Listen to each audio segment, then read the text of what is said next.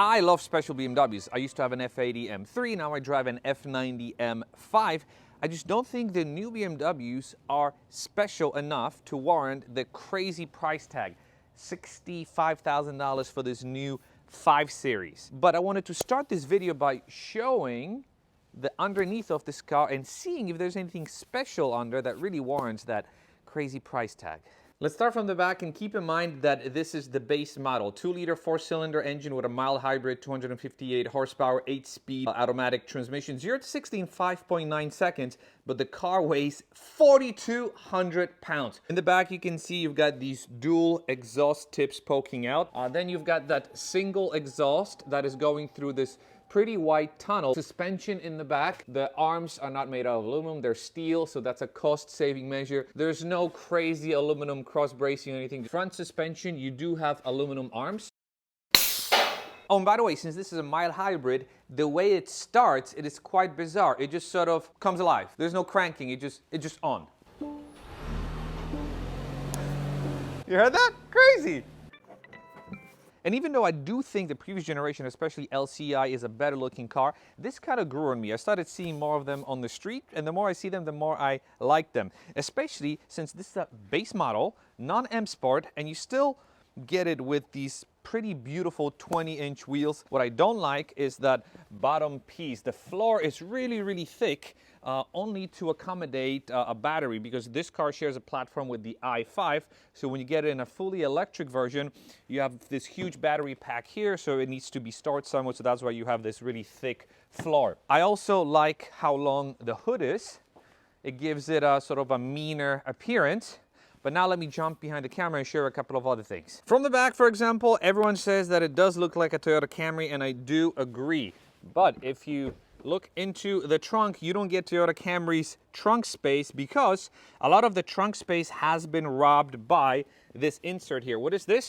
This is a spare battery. This model doesn't come with run flat tires, but they did it at the expense of your trunk space. From the side, you have this massive fuel door, but that is to accommodate diesel models in Europe, I'm assuming, or maybe this is for electric charging. You tell me if you know the answer. I actually like the door handles. They're nicely flushed. I think Tesla should be doing that. They're not electronic or anything. They're just normal physical door handles, but they feel very well to the touch. In the front, you can see these beautiful 20-inch wheels, 245, 40, 20 in the front, 275, 35 in the back. In the front, keep in mind that this is the non-M Sport version. You still get these cool LED headlights with some blue accents. The grille now has this lane keep assist sensor integrated into it, so it looks pretty seamless. You no longer have that box that you had on the previous models. And now in the interior, I have to say, it is absolutely stunning. If you watch my videos, you know that I was never a fan of this screen, especially when they used to have that little leg supporting it. Now that leg is gone, it looks to be a little bit more integrated into the car. So it kind of grew on me. You've got this stop sign shaped steering wheel, which actually is very, very cool to use. But check out these beautiful seats.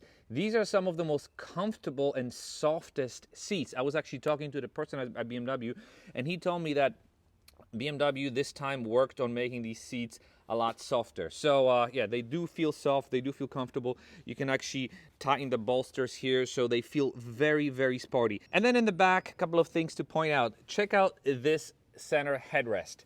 It is black as opposed to the other two white fellas over there. You've got enough room in the back, except one thing to notice, the actual floor is a lot lower. So when you get out, you see you can easily hit this threshold here. In the back of the seats, you've got BMW's little thing that you can attach little accessories here. You also have your USB-C, 2 USB-Cs here, and a little shelf up here. The door panels look very premium. You've got your Harbin Kardon sound system that I do not really care about. I like how the door handles are integrated. They feel very, very good to the touch, although the window switches do not feel very premium.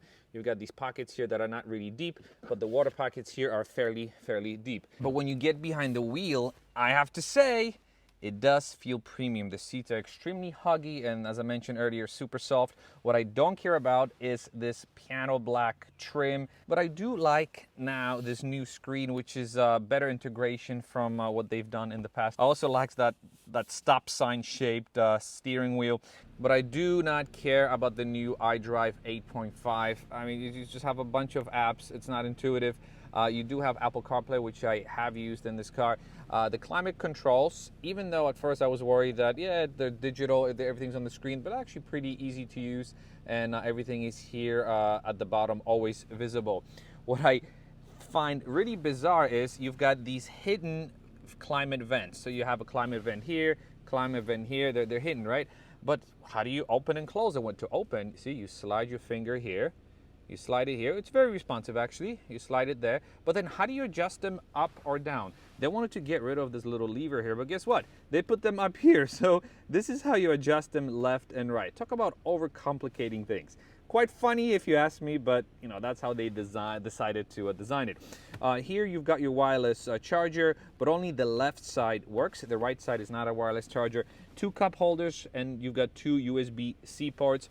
And this is, again, this is the part that gets confusing, only because you see how the sun is reflecting it. Look, this is what the driver sees when they drive.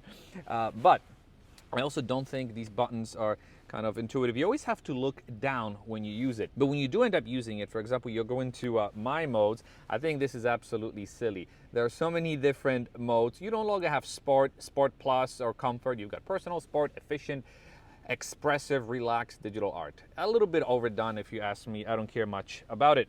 All right, let's take this car onto these twisties here. And keep in mind that this is a 4-cylinder turbocharged base model, 258 horsepower, an engine that needs to push 4,200 pounds.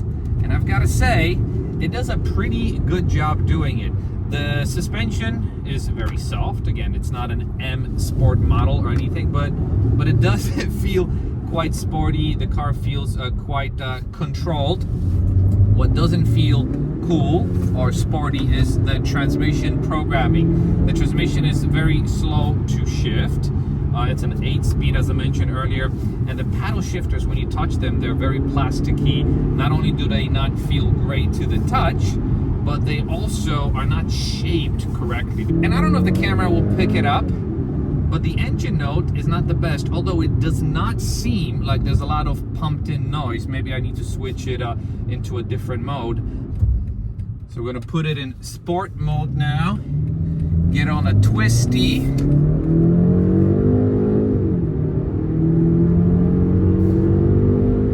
Yeah, there's a bit more pumped-in noise when you do put it in sport mode. But the transmission still continues to shift slowly. But I gotta tell you, maybe because I'm getting older, but having fun in a car that's not crazy bumpy, as long as the seats are holding me tight, and I'm telling you, these seats are holding me so tight. I squeeze the bolsters in, and they're absolutely fantastic. What a fun, look how much fun I'm having. Yes, there's a lot of lean, but I'm having a ton of fun. And I have to tell you, at first, I was very skeptical about the interior design of the newer BMWs. And as I mentioned earlier, I didn't care much about how they initially laid it out.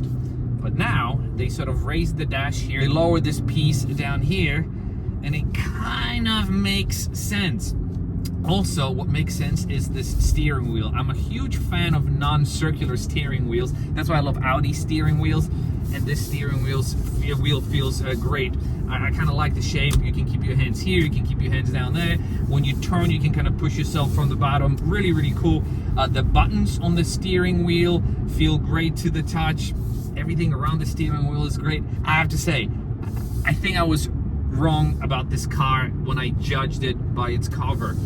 Only after I spent a couple of days with it, now I'm realizing that this is actual progression. I can only imagine what the new M5 will be. Yes, the new M5 will be a hybrid, a mild hybrid, so you will have that component. It'll be very, very heavy, but I think it'll still be a very special car because BMW was able to make a base 5 Series feel special. Maybe it doesn't look special on the outside, but when you drive it, you do feel it, and you don't feel the weight. I'm sorry, but you don't. I know it's a heavy car. Yes, there's going to be a lot more wear on the components, on the tires, on the brakes and whatnot, but you don't feel it. You don't feel that extra weight. That extra weight is probably the battery, obviously, all the safety components that the manufacturers now have to build, you know, all the luxury pieces. So the cars will continue to get heavy, but the good thing is the manufacturers know how to counter that weight with performance upgrades, with just really great engineering. So I was wrong about this car, and I bet you were wrong about this car as well. Until you drive this car, you cannot really judge it, because once you drive it, you will completely change your mind. So that's my impression about this car. I'm curious to hear what you have to say. One thing I forgot to mention is I've been getting consistently 34-35 miles to the gallon on the highway.